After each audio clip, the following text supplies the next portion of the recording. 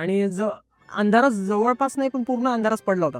आणि लाईटीमुळे आणि त्या रोडला नेमकं असं की 2च बल्ब होते, तर त्याच्यामुळे एवढा काय असा प्रकाश पडतो नाही असं नाही. त्याच टाइमला दोन मुलं लहान होती.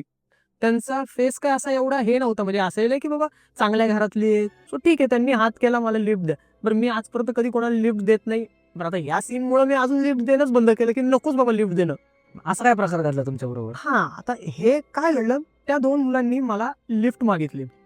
म्हणलं ठीक आहे, चल आता मी चाललोय ज्या रोडनी त्याच रोडला जर यांना जायचंय, तर बसू म्हटलं, चला सोडतो. म्हटलं की मला पुढे बस स्टॉप आहे, बस स्टॉपला सोड.